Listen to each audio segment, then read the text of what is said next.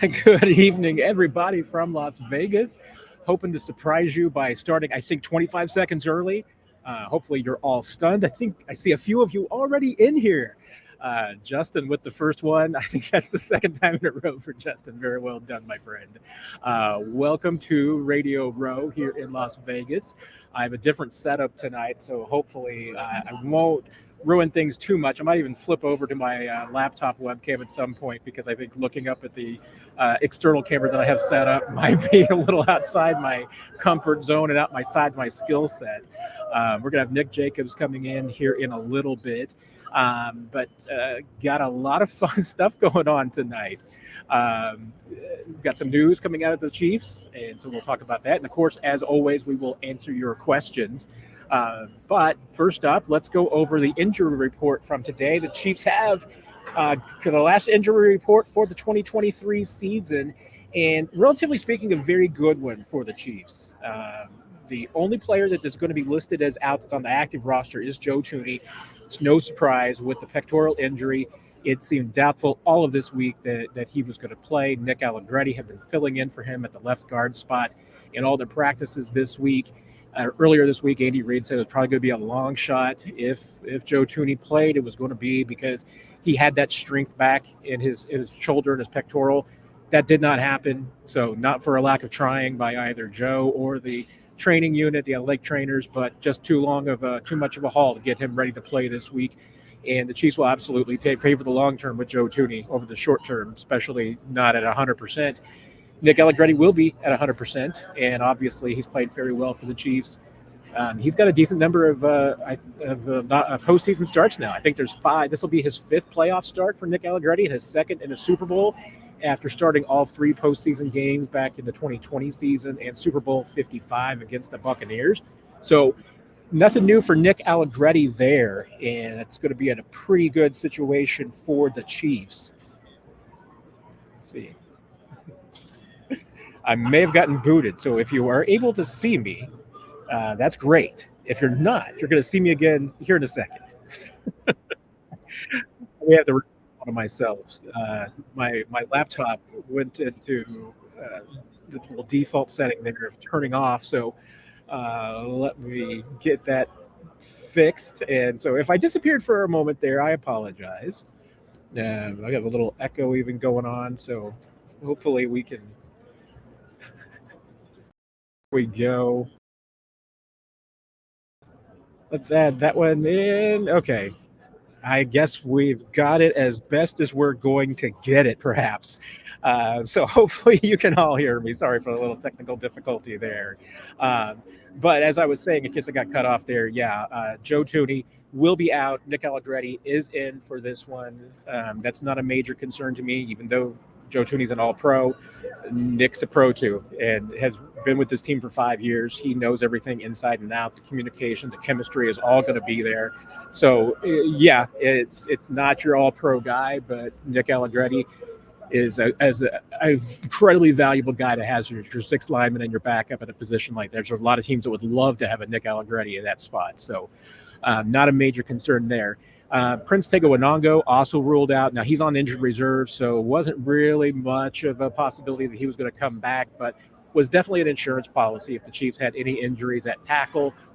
They're clear there, so looks like you definitely not see Prince Tega Wanongo the rest of this season.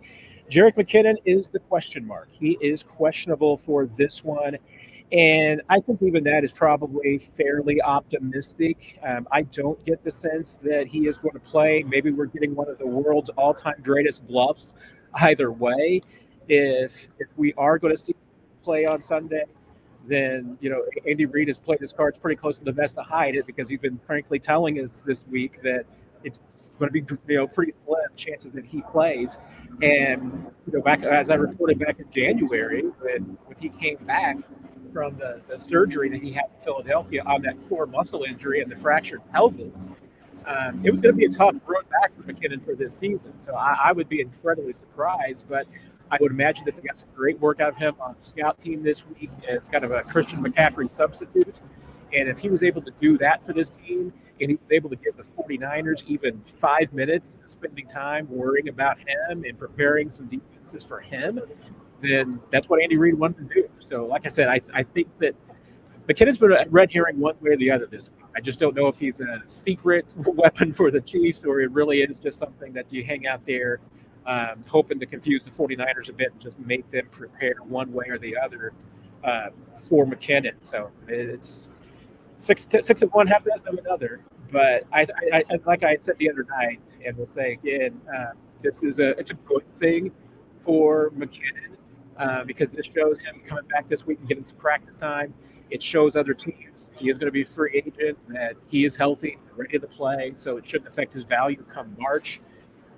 So that's a pretty good situation, if you ask me. We will get inactives from the Chiefs, or excuse me, practice squad elevations from the Chiefs on Saturday. The deadline for those is 3 p.m. Central Time.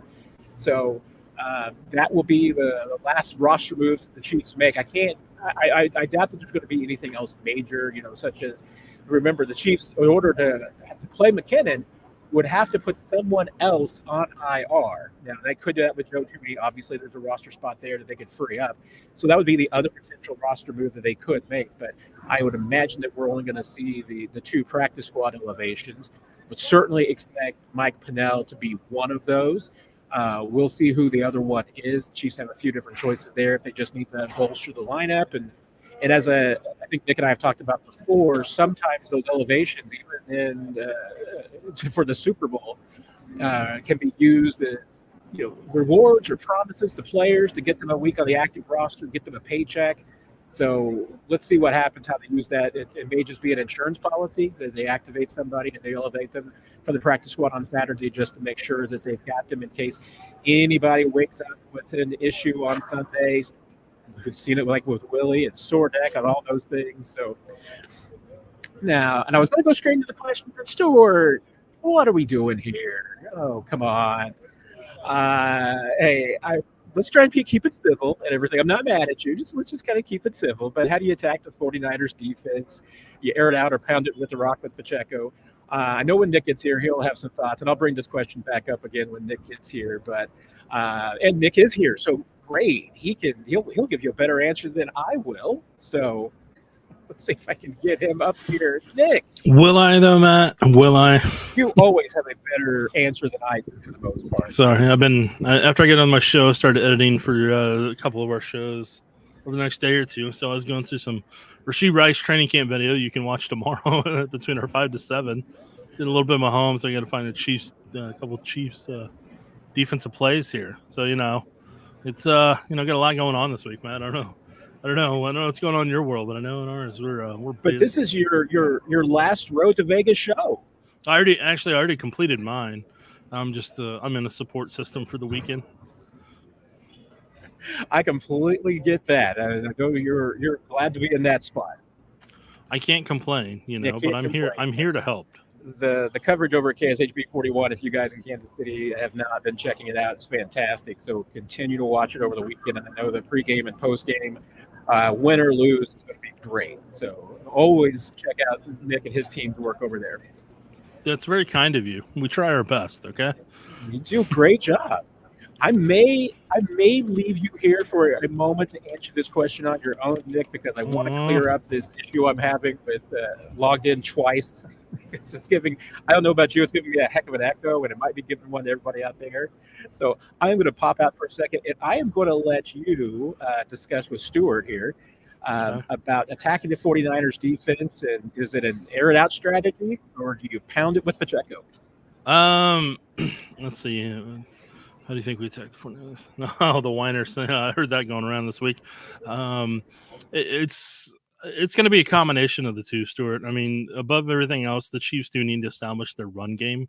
And so I think that's going to be a big part of the equation, is using Pacheco to help set a tempo, let him bring that type of attitude, and also use some of the 2 tight end sets that they have, maybe some of the, the 3 tight end sets that they can as well, and really kind of go after the defensive ends and wear them down so that by the time you get to the fourth quarter, they don't have the same vim and vinegar, if you want to call it that, to be able to kind of rush with, their ears pinned back style. So that's part of what you want to attempt to get rid of in that front. But then on top of it, when you're talking about in terms of air it out, the Chiefs, I think, we'll see in their first 15, but part of me wonders what they're going to, the questions I have is what are they going to do screen game wise? Are they going to just try to do some passes out in the flats and try to see how the 49ers can or can't tackle? Are they going to do some double moves against them? Because I think down the road, the double moves is where they're going to get them. But you're going to have to wear down part of that pass rush or move the pocket or do some things of that nature. You're just going to have to set things up to kind of get the big home run balls that you're trying to get at those points that you're talking about. So I think more than anything else, it's going to be a combination of everything combined, because at the end of the day, this decides if you win another Lombardi or not. This decides legacies. Because for Andy Reid, we put a full screen up tonight, and I meant to run it last night. We ran out of time, so I had to kill some things from the show, unfortunately. But I always keep them for the next day to be able to use so people can see them. If Andy wins this Super Bowl coming up here, he now joins rare air, because there's 10 coaches that have 2 Super Bowl wins in their lifetime, and they're legendary coaches. They're the Tom Landrys, the Vince Lombardis, the Mike Shanahans of the world. But Joe Gibbs is one of the few guys that's got 3. Chuck Noll's got 4. Bill Belichick's obviously got 6, and then I'm blanking on the other coach that has 3 at this point. I knew it yesterday, but I don't remember it right now. we were talking about Bill Walsh. Yeah. Yeah. It was Bill Walsh. And so, I think that Andy will never say this, but I think it'll mean a lot to him to be on the same kind of accomplishment as what Bill Walsh was. Now, I mean, here's the thing. Bill Walsh's West Coast system is literally going to be seen by both teams in this game. Both teams are using variations of Bill Walsh's system, and Bill Walsh installed that in the 80s. So, I mean, from the early 80s till now, the offense he designed still lives strong and still can send teams to the Super Bowl. I think that says a lot, obviously, about Bill Walsh's impact on the game. But for somebody like Andy Reid to be able to kind of tweak some things here and there to have it be able to accomplish what it can in modern day, I think that's kind of cool that both, Kyle learned from Mike learned from Walsh, and then if you take Andy learned from Holmgren, then Andy's doing, and then Andy's been teaching on his tree. And so really at the end of the day, the McVay tree comes from the Kyle Shanahan tree that comes from, the Mike Shanahan tree from the Bill Walsh tree. So, it's just got all these branches, but both of these branches won yet another championship and are playing in the Super Bowl. Matt, did I buy you enough time? I hope so. I think I've reasonably got it back together here. And I didn't hear everything you were saying about the 49ers and how to attack the defense and everything. But I know your comments on it were going to be a lot more insightful than mine, because you've watched a lot more film. We're not going to do that. We're not bringing negative vibes on a Friday night, okay? Not trying to sell myself short here, I will get that turned into a T-shirt if I have to. No negative vibes on Friday night. Oh, if we're making a T-shirt from this podcast, it's going to be in Nick Jacobs We Trust. So let's not do that, okay? Because that's a lot of pressure, man. And I'm gonna tell him misspell the name and pretend it's somebody else. Oh, I definitely am not. I never want to give you too much pressure, Nick. But under pressure. I think we get some money off those T-shirts. All right. Well, I wish you the best on that one. I don't know if I can accept profit or not. I don't know what's written in my company contract. Stuart's got a second question, and you and I have talked about this. This is probably one of the areas that you and I rarely disagree on. And I'm not going to argue with you, because I think you were probably going to be right. But it's going to be how the Chiefs use L'Jarius Sneed. And, is he going to be following – is he going to be following Brandon Ayuk? Is he going to be on Deebo Samuel? Is it just going to be straight up? Chiefs are just kind of going to play him and McDuffie left and right and let them just kind of play straight up and not follow around with Sneed. I mean, I'm assuming that Sneed is going to primarily work on Ayuk, that maybe they'll split Deebo a little bit depending on where he's lined up. But I'm not sold either way. I mean, that's one of the things that at least Steve Spagnuolo's got in his pocket, is that he can do just about anything he wants to, and anything he can to keep the 49ers in that offense off tilt. What lay it out for us, Nick? What do you think is going to be Sneed's responsibility on Sunday? All I can say is, if I was doing it, I would want him taking away Deebo Samuel. So you take away you take away, because the two parts that I feel like you have to take away from their offense as much as you can.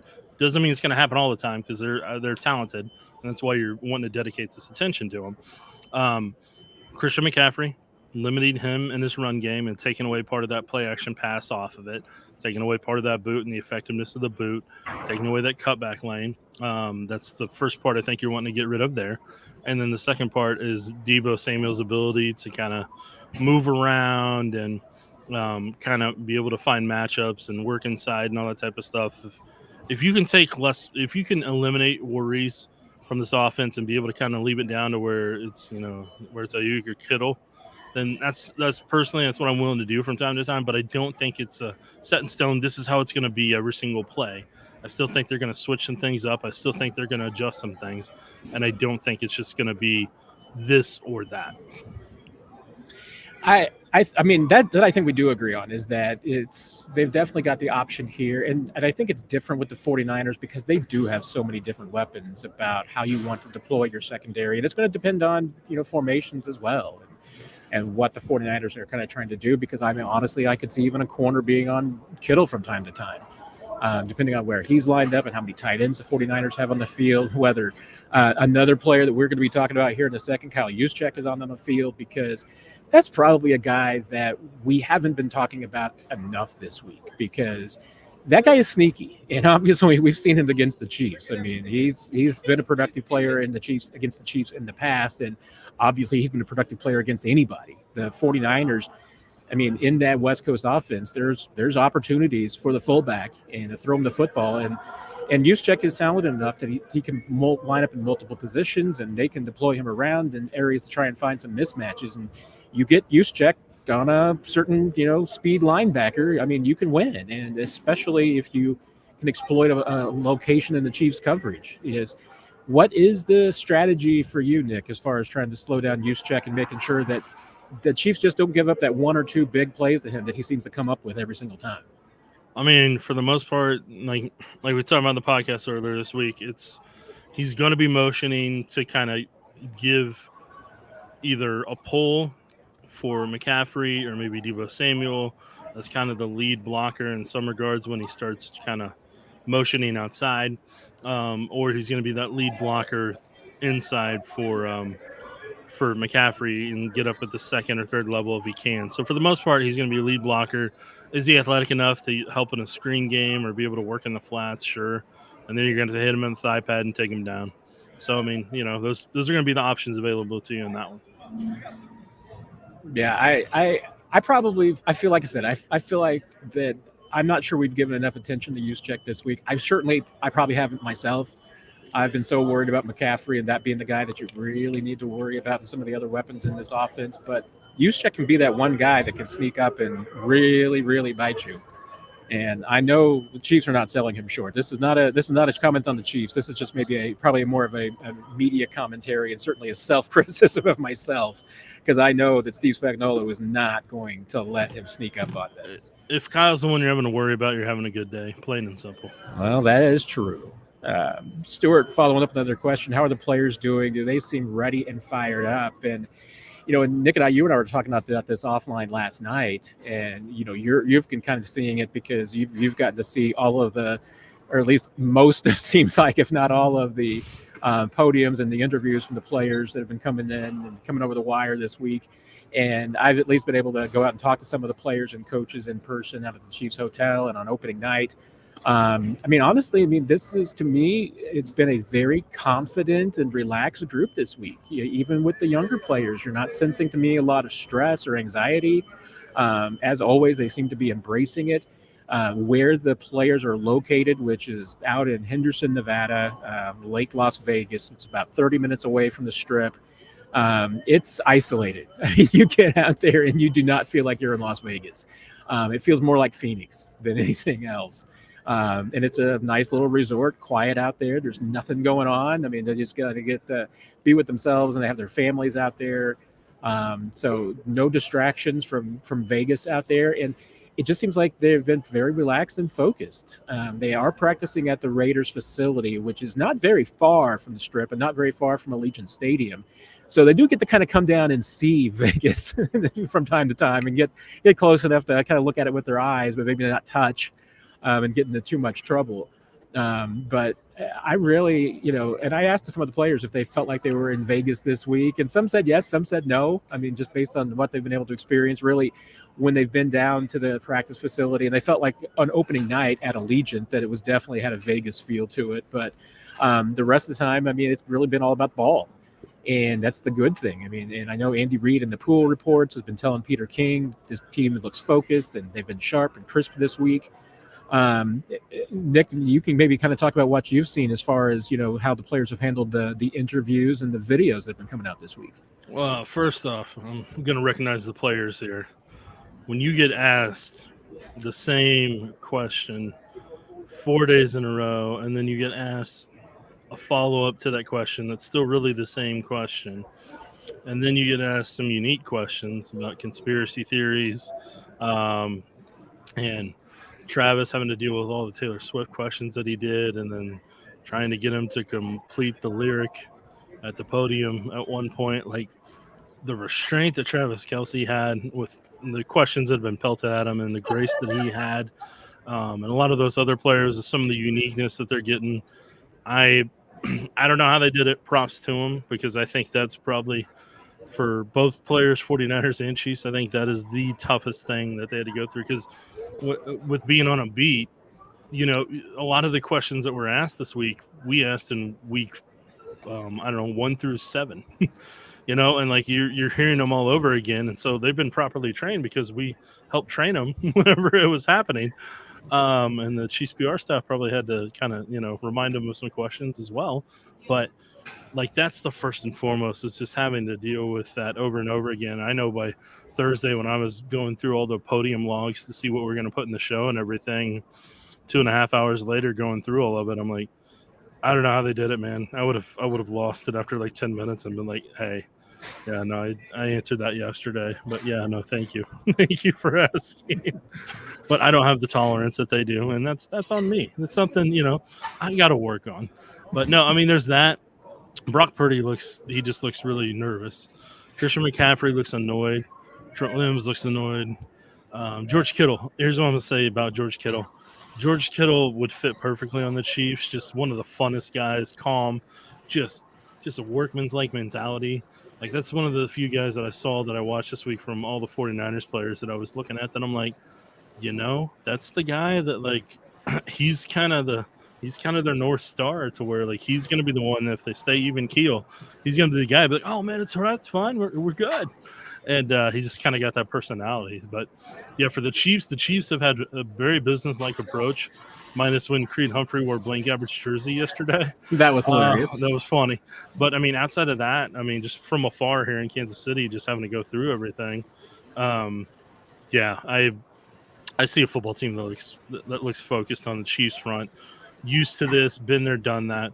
Like Mahomes, I had to quit after, I think it was 45 minutes into his podium, and I'm like, all right, there's nothing else I'm getting from this.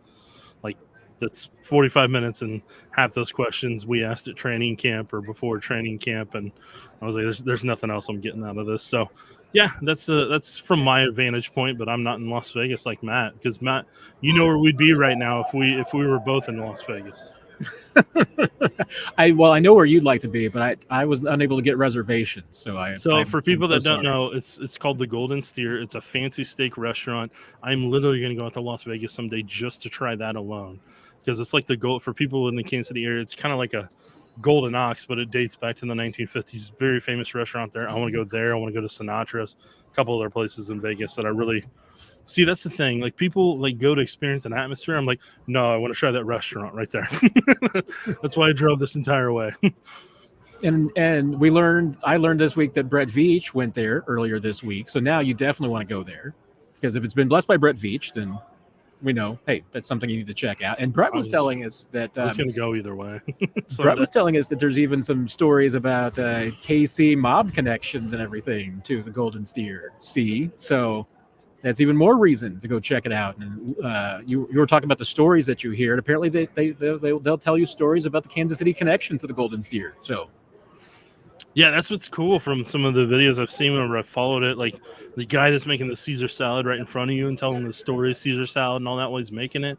And then like I don't know, I thought that level of interaction, I knew you're going to pay a pretty penny for it, because that's way too classy for some other places. But no, I'm just telling you, Matt, that's on the bucket list.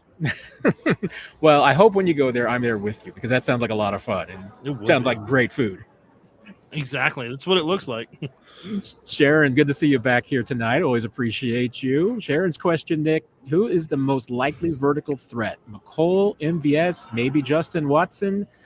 We'll see who else is active. The Chiefs have 8 wide receivers, and talk here has been at least that they're going to have 6 active on game day, so we'll see which 6. But obviously, MVS has been the hot hand, Nick. But what do you think? I mean, if we see the Chiefs hit on a deep ball, who's on the receiving end this Sunday? Well, you're hoping all 3 of them. Well, that'd be nice. It means there's a lot of deep passes happening, and hopefully some scores. So, I think Watson and MVS are your most likely in that front. I mean, McCole, it's just going to be a matter of, is it a vertical route that he can track and the defender is nowhere nearby. So he's got certain circumstances where that could happen. MVS has done it before against them, so you're kind of hoping he replicates that again. And Watson's done it before against the Raiders in that stadium. So, you're hoping all 3 in some aspect, but I'm mentally expecting that to be like MVS 1, Watson 2, maybe McCole 3, if I'm having to rank it. And this is a topic that I should have been bringing up with some of the receivers this week, and that really didn't think about it until just now when we're talking about the vertical threats and tracking the football. But, we've talked about Arrowhead being pretty tricky to track the football at night and in the lights. This is obviously going to be in a dome. There's going to be lights on. But having been in Allegiant the other night for the opening night, I can say this.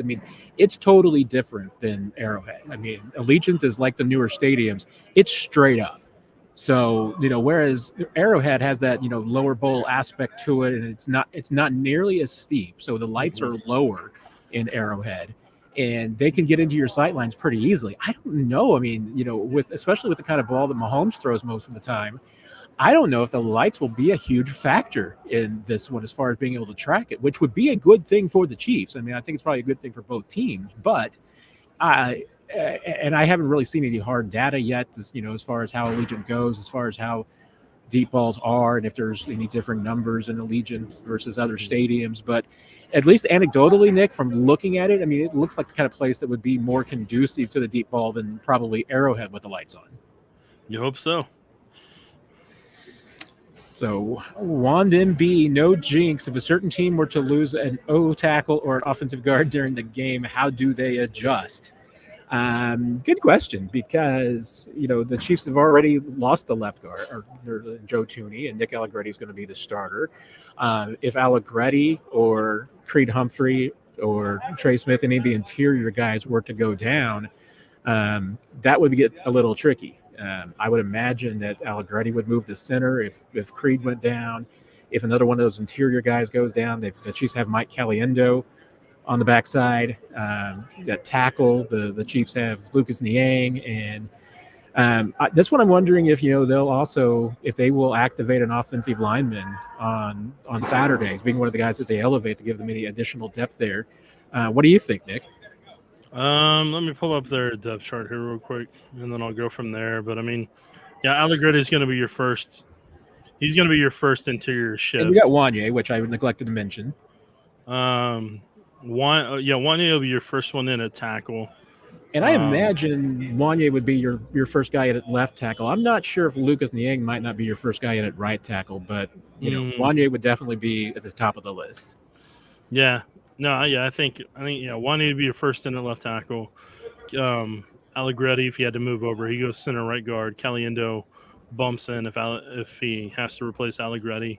And like you said, Niang would be your first right tackle, and then Wanye would probably be your second. I just don't know how many reps he's had at the right tackle position since coming back from the concussion or at any other point. So I'm not 100% sure on that front. Yeah, and I don't necessarily see the Chiefs carrying 9 offensive linemen. I mean, 8 is the standard, 8's the minimum that gets you the extra roster spot. So um, the only reason I could necessarily even see them elevating an extra offensive lineman on Saturday is if there's a sneak up injury of any sort, anything that happens in the walkthrough on Saturday that might be of concern. But quite honestly, I mean, this team looks pretty healthy in other places. So other than Mike Pennell probably being activated, I'm not sure what they'll do with that other spot for sure. But we'll find out Saturday afternoon.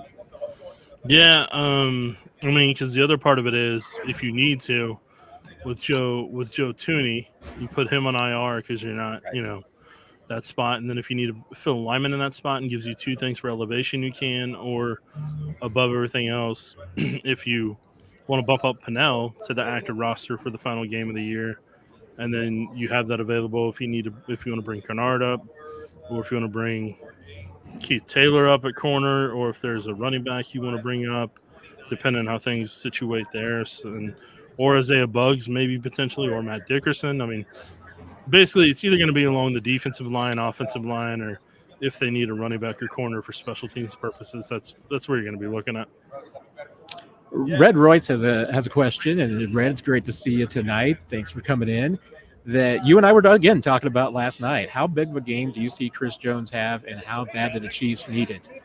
Not to tip your hand, Nick, but Chiefs need a big game for Chris Jones, don't they? I mean, this is the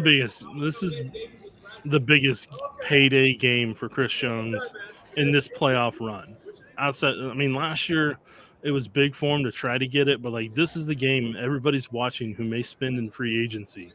And if Chris Jones takes over that game and showcases himself, then there's going to be a lot of teams willing to pay that $30 million mark and willing to give that $100 million plus guarantee if he plays at the caliber and takes over that game and has batted passes, has a handful of sacks, helps shut down that run, takes away cutback lanes, doesn't get washed out in the run.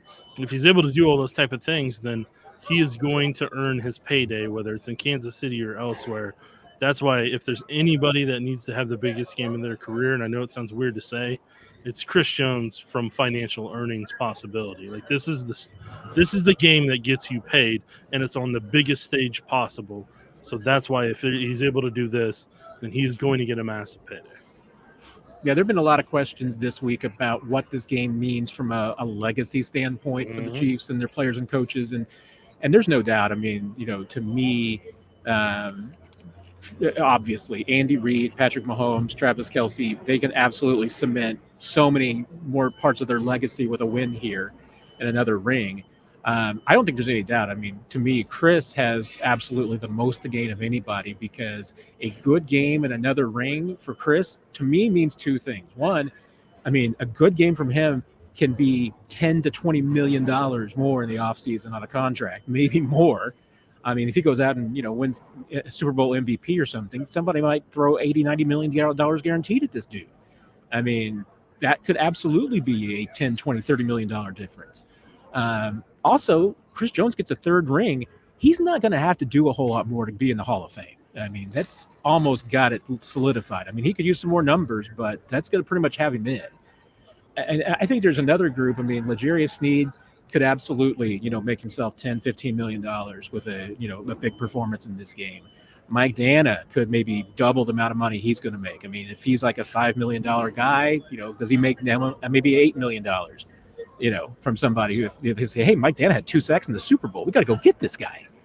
And this is just a tangent. We're gonna take the scenic tour on this one, Nick, because this one popped up to me today. Okay. I want to ask you this question. So this is my question for you: is if Steve Spagnuolo gets another ring, does he deserve to go in the Hall of Fame as a coordinator? For me, he would, but from stories I've heard of the voters over the year, I don't think it's gonna matter. I mean, because part of it is you got to have the right person in there pitching for the Chiefs and selling them on the Chiefs' history and how it impacts and everything. And the Chiefs used to have a really good one, Therese Paylor, in there that could turn a room, because I still remember voters telling me just what Therese had to say about Terrell Owens was basically the reason he got in the Hall of Fame. And a lot of people changed their tune because of Therese's voice and how passionate he was about that, and how much he sold about a player that he wasn't even covering at the time, or that he covered on a daily basis. But Therese could sell a room on a player, and it all depends at the time when Spagnuolo's potentially able to. What can he sell on Spagnuolo as a coordinator? Because I do believe there are some coordinators that do deserve to be in the Hall of Fame, and I don't disagree with that one bit. It's just very rarely. I think what makes it so unique is very rarely do you have a coordinator that goes to this many Super Bowls. And not only do they go to this many Super Bowls, they stay on that same staff and aren't promoted to head coach off of it. So I think that is a very intriguing question. That is a great question. I think the reality is that the voters will always be resistant to something like that.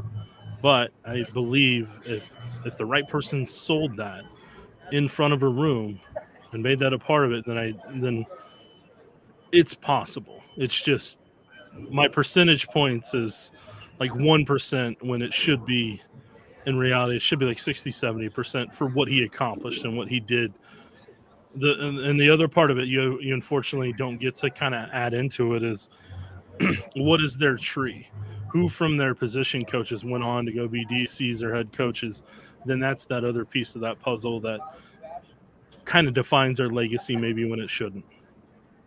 Yeah, and I mean, I was looking at it to see if because I know that I think, if I'm not mistaken, tell me if I'm wrong. I think the one stat I think I know out there for sure is that Steve, I think, is the only coordinator with multiple rings with at least 2 different teams. Probably. I don't know how many. I don't know what coordinator has the most rings. I mean, it could very well be somebody that's been in the Patriots. I mean, I'm sure there's probably at least a few out there that have 4 from some of the franchises that have done 4 in their little dynasties back in the 70s, 80s, and 90s. So there's probably somebody I'm forgetting that has the record. But I mean, 5 would be a pretty strong number, especially when you do it with 2 different teams.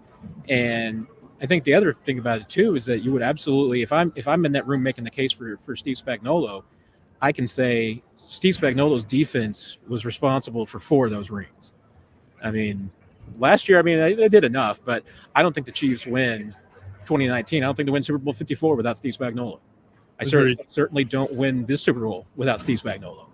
And what he did against the Patriots during the undefeated season is always going to be legendary. That has absolutely. I mean, that is. I mean, you talked about just ticking off the boxes. Does a guy have a marquee moment? I mean, that is one of the marquee moments of all time. I mean, and that was because Steve Spagnuolo devised a defense that shut down this.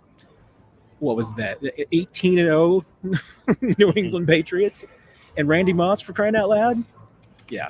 So and then you just be able to add in the innovations at which he has come up with, and how many other coordinators and defensive coaches have borrowed material from him, and the people who've worked for him. I mean, I could give that speech, Nick. I know if they would get me in that freaking room, Nick, I could give the speech for Steve Spagnuolo. So, oh, Matt, I say shoot for the stars. See what you can do. And while we're on the subject, Stewart's coming in with how did Spags get the Ravens to give up on the run, and how do you see him doing the same thing to the 49ers? That is a very underrated topic, and we talked about it. I mean, how and I don't know if it was all Spags, because I think that with the Ravens it was a little bit of they fell behind and got panicked. I don't know if the 49ers will do that, but that's probably the short answer is, hey, if Spags can hold off the 49ers offense long enough for the Chiefs offense to get a lead, maybe he can get them to give up on the run. Part of it is the Chiefs jumping out to the lead, like you said. And then another part of it was some of the looks the Chiefs were giving to him. I think Spagnuolo had a really good beat on what would get them to, and some of their RPOs that would get them to do the passing part versus the run part. And then I think he manipulated the looks to kind of force them into having a pass, but he also knew he needed the lead to be able to kind of get them to panic. And so what it comes down to at the end of the day is how much of, for somebody like Steve Spagnuolo or somebody else, how much of the defense do you know that they're running, especially with somebody like or how much of the offense do you know? What are the rules that Shanahan has in the offense? What is it they're attempting to do? What is their identity? How do you take away their identity? And then also, what have other teams done that have been successful against it? But above all else, like once you get inside their head of what they're trying to do, I don't know, say take the Miami Dolphins and the Ravens, and once you know exactly what they're going to do, especially when you have 2 weeks to be able to get it done, like when you know how they think and how their tendencies are, but then also what they may try to attempt versus some of your weaknesses, then I think that's whenever somebody of Steve Spagnuolo's caliber can have a lot of fun against a Brock Purdy. Matt's figuring something out here real quick, so I will take over for Matt right now until Matt gets back. I don't know if I can get to the next question or not. Let's see if I have the ability. I do not have the ability, but Josh has a question real quick about Brock tosses picks at an alarming rate in the 49ers losses. How did the Chiefs force mistakes? I'll say for you, Josh, part of it is going to be like Brock's a little bit more confident in his arm than he should be and he needs to be. So with Brock, he's going to have to. Hey Matt, if you want to pull up Josh's thing for me, I've been stalling for you. I could hear you, but I couldn't talk. Okay, so Josh's is 2 above what Stuart asked, just so people can visually be able to see it. Yes, I am looking for. I tried to click a button. I don't know how to do it, but I clicked a button. It didn't work out. Took the L on that one. No, you were doing great. Keep going. I'm going to find it and get it up there. Yeah. So, but I mean, part of it is if there's a blitz coming that he's not anticipating from the protections, that's the way you do it. But if you do blitz him, it does make him antsy and want to throw it quicker. And sometimes when he thinks he has the right answer to it, it's actually incredibly wrong, and he actually drew outside the number of the bubble of the answer, and then that turns into problems, and then could turn into deflections, could turn into a defender in front of it that ends up jumping and picking the route. So, a part of it's pressure, and I think he's going to be under a lot of pressure, not just from the Chiefs defense, but the situation and the moment that he's in. And if they take away the run game, he's really going to be in a lot of pressure. On a lot of weight on his shoulders. So it'll be interesting to see. I mean, look, I'm at the point now where you've heard all the analysis, you've heard all the talk. I'm just ready for the game to be here so you can analyze the after the fact part of it. And I don't know why I'm not smart enough to find Josh's question. I think I found his other one, but I'm struggling here, Nick. Right, just keep on, just keep swimming, as Dora would say in Finding Nemo. But I agree with everything you said, and because I think before I got cut off, you were talking about Purdy and interceptions.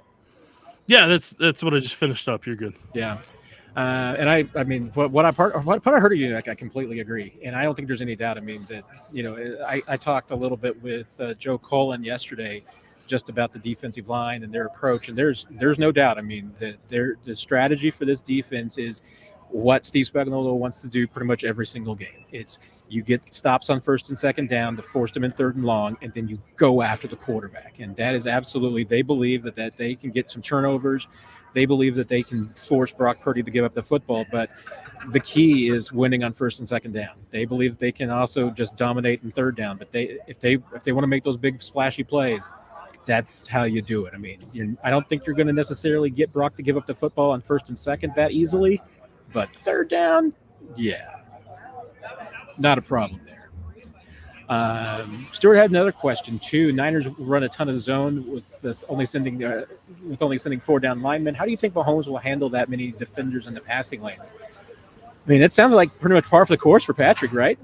Yeah, it's nothing different than he hadn't seen for the past 5 years. So, I mean, it's not going to be any different. I mean, when they have their issues is when they bring 6 or 7, and if they don't have a hot route for it, and he's got to create. That's normally when they have a little bit more of their problem. John coming in. Do you think Dana can make an impact for defense with the pass rush? I mean, Mike Dana's a pretty underrated player to me. I mean, he's a really good glue chemistry guy. And I know there's been a lot of talk here this week about, getting interior push. is important against the 49ers. And Dan is another one of those guys who can kick inside, especially on third downs, and be an interior pass rusher. As Nick's camera is elevating it. Is this your desk that rises up and everything? Yeah, it is my standing desk. I was tired of sitting. The legendary KSHB 41 desks that you can rise with a push of a button and become a standing desk. I love it. Now I look like I'm at a bar right now, just leaning like, hey, how's your day going? Did you have a good day? But what do you think, Nick? What do you think about Mike Dana and his ability to be an impact in this game?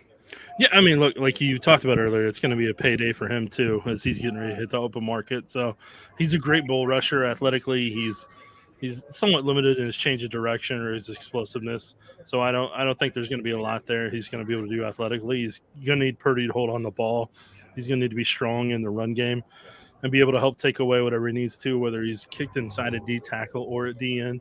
So, yeah, I think it's another payday opportunity. But, I mean, if you're expecting him to be at the level of George Karlaftis or Chris Jones, you're just setting yourself up for failure on that one. Going to Dr. Ozzie, he's a good point. Last year, and this was right before, actually, I think McCole got hurt in that 49ers game, if I remember correctly. That was kind of the beginning of the rough season for McCole. Had 3 touchdowns in that game against the Niners last season. Did the Chiefs give him a chance again with the Jets sweeps, or was the Buffalo game too bad? I mean, Andy Reid doesn't give up on players. So I'm anticipating that if McCole Hardman is active on Sunday, they're going to use him. And using him in the jet sweep would make a ton of sense, even if you're just using him as a decoy to make the 49ers, pay attention to him and look for it. Because, after they got burned last year, they should have it in the back of their mind. Yeah, no, I mean, like, he has a speed of what you'd be able to use. The question is, how often do you expect Nick Bosa to get wide to where you either cut underneath it or does he come upfield and you run around it? They will test it out at some point, whether it's him or Kadarius Toney or whoever the heck they put out there. But those are the 2 guys you test that jet sweep with if you're going to do it. So, I mean, I expect to see it at some point. It's just a matter of McCole holding on to the football since he fumbled or attempted to cough up the ball twice in a game, and they haven't really done it since. I will be very interested to see it because, like I said, I mean, Andy Reid doesn't give up on players. So I would absolutely expect, and I wouldn't be surprised if they have something in the opening script with McCole just to get him involved early and see what he's got and make sure that the 49ers know that he's there. Right. KY, with the question that I'm sure a lot of people do have, doesn't Chris Jones get another incentive bonus with a win? He does. Chris Jones gets another $1 million if the Chiefs win a Super Bowl. Again. So we have definitely seen Chris with an incentive be a man possessed. So I'm not expecting a whole lot different from Chris Jones on Sunday, especially since there's nothing after the game. I mean, you got to leave it out on the field on this one, don't you, Nick? Yeah, like we said, this is his chance to earn the biggest payday possible, the final big contract of his career, and then also added bonus, get another $1 million, another parade, and another ring. I mean, that's why you don't hear the Chiefs complaining about fire alarms. That's why you don't hear the Chiefs complaining about a field. That's why you don't hear the Chiefs complaining about whatever else they put out, the opponent puts out in the media, because at the end of the day, they're only here for one reason. And that's to lock in the dynasty once and for all, so nobody can ever question it again or say that it's not. So, I mean, it's a pure business trip for the Chiefs. They'll have their fun afterwards, but yeah, that team's locked in. I'm not. I know. I've heard some analysis from national people saying various things about how the 49ers are this or that and everything, and I'm like, oh, you clearly don't watch your coach's film, because what they did to the Dolphins, what they did to the Bills, and what they did to the Ravens. The Niners didn't do any of those things. The Niners weren't capable of doing any of those things. The Niners tried to choke away 2 different games to Jordan Love and to Jared Goff. Chiefs were playing Josh Allen, the MVP Lamar Jackson, and even Tua, who, oh, hey, by the way, runs a similar scheme and is from your coach's branch. So, but anyways, tomato. No, I mean, a little rant there. And and I think I'll bring it up. I was going to skip to another question, but I'll bring in Ozzy's here because it's kind of the same one. Thoughts on national media joining the Chiefs bandwagon after picking against them in the playoffs? I mean, to me, the Chiefs are playing the better football right now. You look at the last few games of the playoffs, you look at the end of the regular season even. I mean, Chiefs are on a 5-game winning streak, and even and throwing out even the Week 18 game, which a lot of the starters rested, so it didn't really apply. Those last 4 wins, Nick, have been pretty dominating wins. The defense has been good. The offense has been efficient. They've been a different team since Christmas Day. Yeah. And we know, I mean, teams go in cycles, and teams have good swings and bad swings. The 49ers had a bad swing in the middle of the season. The Chiefs had a bad swing in the middle of the season. Right now, I mean, the 49ers seem to be on a kind of middling swing. I mean, they just haven't been – they have won the last couple of games because the other team made more mistakes. That's pretty much the entire reason why the 49ers are here. If the Lions had made one less mistake, if the Packers had made one less mistake, they might be here.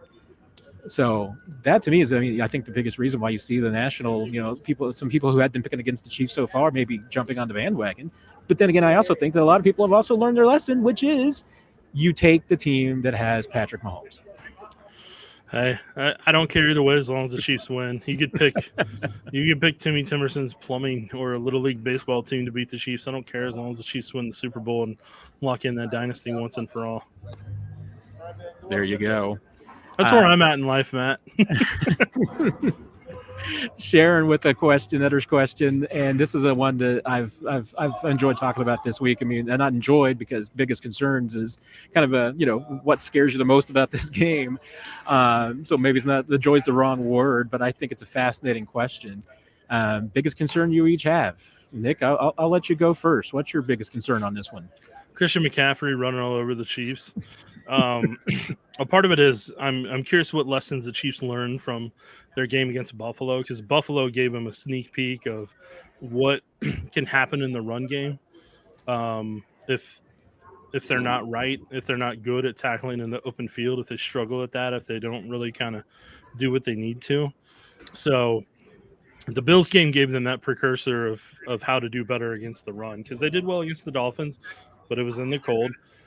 And then they did well against the Ravens because the Ravens quit running. So this is kind of the test that Christian McCaffrey, how they handle Christian McCaffrey, how the Chiefs' defensive tackles do.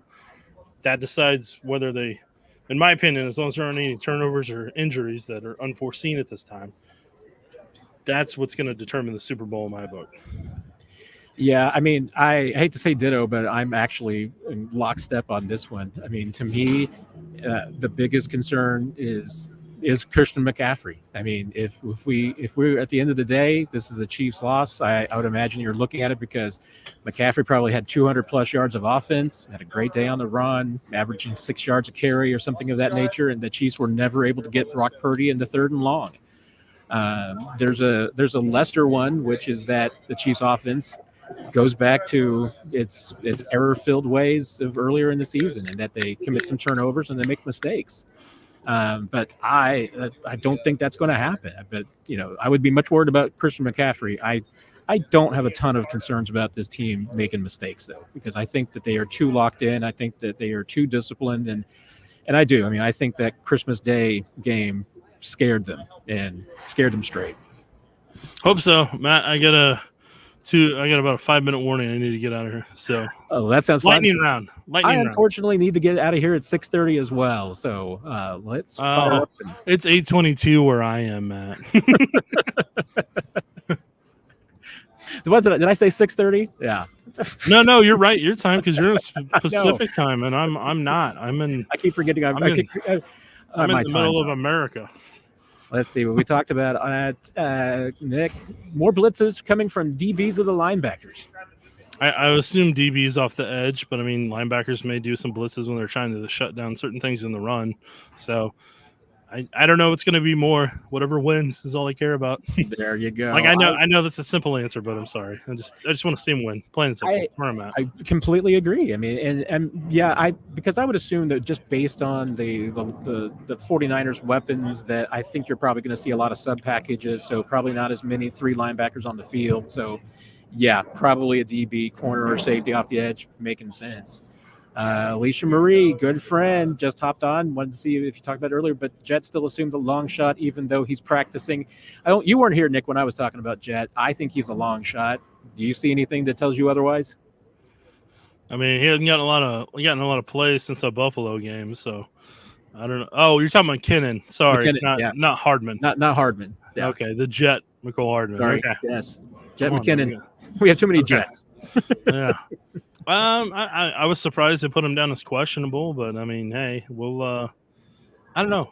We'll see, because if there's somebody that mysteriously goes on IR at the running back position, and I think that would be an indicator for me. But for the most part, I don't know, because I don't know where he's at after his surgery. I mean, that him coming back that quickly, I was impressed by, but we'll see. No, it's amazing how quick he has come back, and just being able to practice in any form whatsoever has been amazing. Yeah. But I also know how much he wanted to be around this team and be with them. So just being down the stretch has been important to him. We did talk about they would have to make a move to put him on the roster, which would mean putting Tooney on IR. But the other, I'll repeat what I said at the top. I think McKinnon most likely is a red herring. I mean, whether it was just an opportunity to force the 49ers to worry about him, because he did have a good game against them last year. And if they had to spend 5 minutes worrying about Jet McKinnon, that would be an absolute win for Andy Reid. And if he just came back to give him a few looks on scout team, I think that's a win. So, final question for me, Matt, and I got to go. All right, Nick. Dr. Ozzie, Chiefs lead the league in batted passes. Purdy has an issue with overthrowing the arms. How many batted passes do you think we see? My only concern there, Nick, is Charles Omenihu had 2 of those batted passes, and you don't have any Charles Omenihu, who was a big, tall dude. There's a guy named Chris Jones that's pretty good at timing it up. So yes, he is. We'll see what happens there. How many they're going to have, I have no idea. So if you're betting on it, I'm sorry, I can't help you with a number. Like again, I'm just going to come down to the same theme. I'm going to say, I don't care what the stats are. I don't care what happens. I just want to see them win with how much work they put into it, how much work you and I put into it, and I would like to buy another trophy. Okay, I have money in my pocket. I'm wanting to burn. I was going to say you need a 3rd trophy for the mantle. And that's right.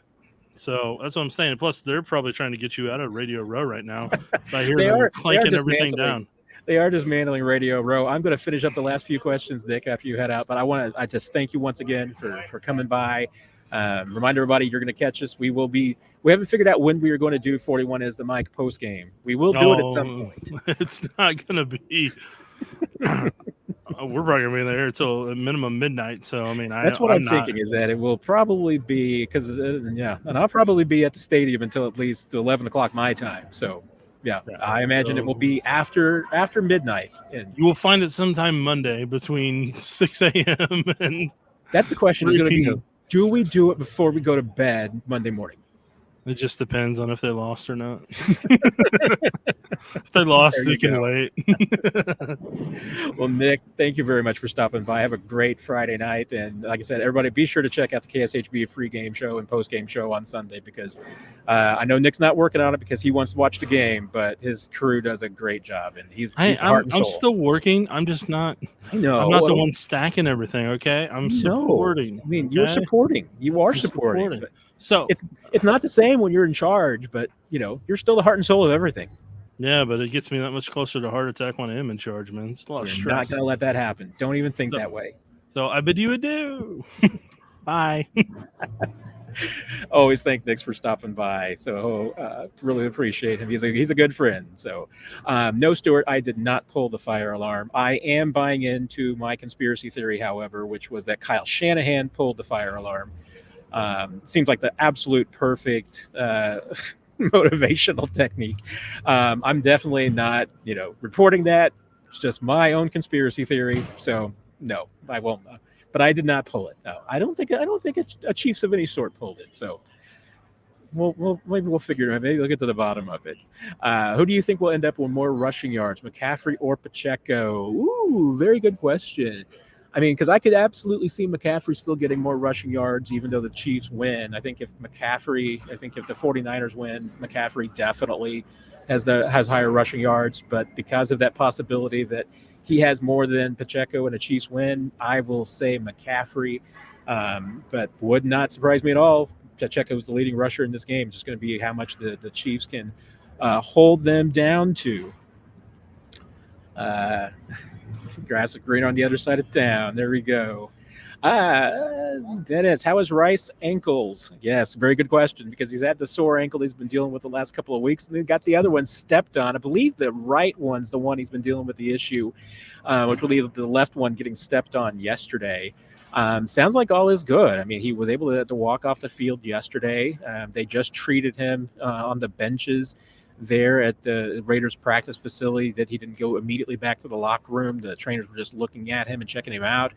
And Reed said immediately afterwards that he was going to be okay. He obviously practiced in full on Friday, has no game day designation. So I think you have to be feeling pretty good about how Rashid is doing. Jonathan, how has a week in Vegas been? Other than the just sports writer complaint and the obnoxious person in me that I try not to have come out too often. Didn't have to rain for the first 3 days that we were here, but Vegas is it's been a great town. I mean, it really has. I mean, they've done a first class job with all of this. Maybe still a little bit too much walking, but I still need to get my steps in, so that's good for me.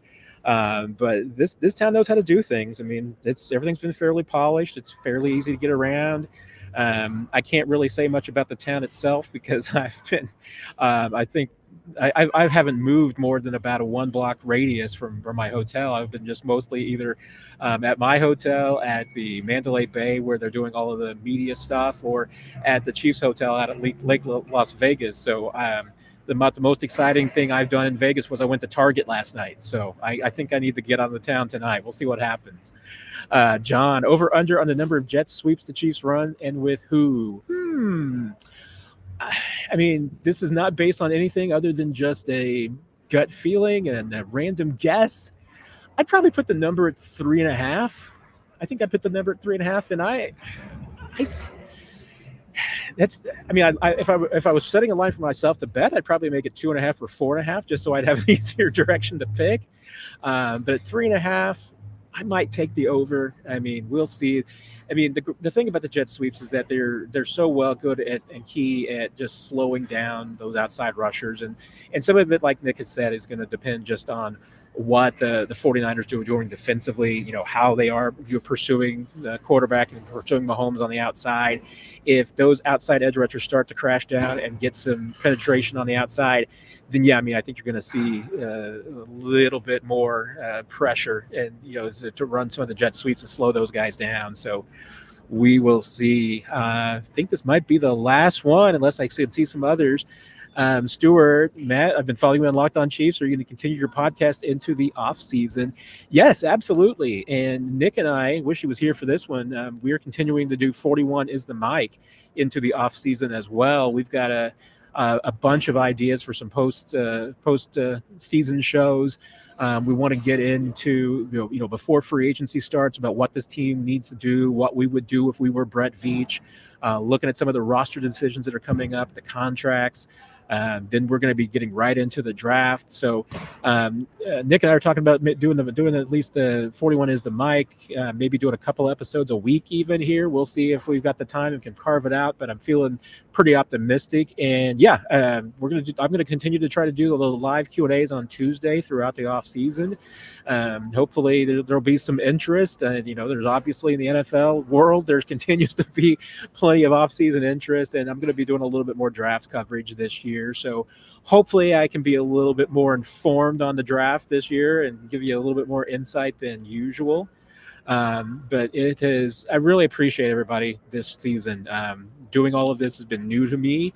I know I've said it before. I kind of resisted doing this for a long time because a little just bit about self-conscious about myself and not thinking I would be very good at it. I still don't think I'm very good at it, but you've all been too kind and helping me go along with this and help me fit into it. So hopefully I will continue to get better and more comfortable.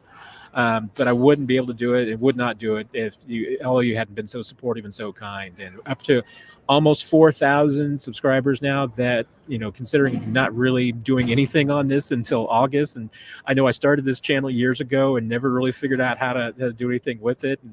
And my inspiration kind of came about a year ago at the Super Bowl because our website provider went down during Super Bowl week. The server went down and they couldn't get us over onto a new site. I won't say anything bad about GoDaddy, but so post game, the only thing I could pretty much do was publish stuff to my YouTube page, and so I shot some videos of one that I'm gonna send out and then retweet next couple of days of Andrew Wiley and Patrick Mahomes, because I think it's one of my favorite interviews and videos I've ever shot. It was a really touching moment between Wiley and Mahomes, and so I'm going to send that back out again. But that was kind of the inspiration. It was like, hey, wait a minute, you know what? I can hopefully maybe get some interesting content that all of you would appreciate. So I thank everybody for the kindness and the support and the good words. I'll go with one more question on that way out the door, since I know there was one more that popped up. Lawrence, maybe you already answered this, but will Spags blitz Purdy? Oh, are you kidding me? Yeah. Oh, he is going to go after him. We'll see. I mean, it's, what they'll do on first and second down, but there's no doubt they are going to try and get Brock Purdy in the third down, and then they are going to go after him. And they think they can get some turnovers. I think they can too. So we'll see what happens. They are shutting down, I think, Radio Row. I don't see a whole lot more people around me, so I guess I better get out of here. Everybody have a great weekend. Enjoy the game. If there's anything big that pops up on Saturday, I may do another live stream, just a short one, to go over the practice squad elevations and anything else that happens. Other than that, we will see you after the game. Appreciate all the support. Feel free to go over to ChiefsDigest.com. Hit everything out here on YouTube. And like I said, I'm hopefully going to get a lot of videos up from the locker room after the game Sunday, one way or the other. So good luck to everybody. Good luck to the Chiefs, and have a great weekend. Take care, and we will see you all on the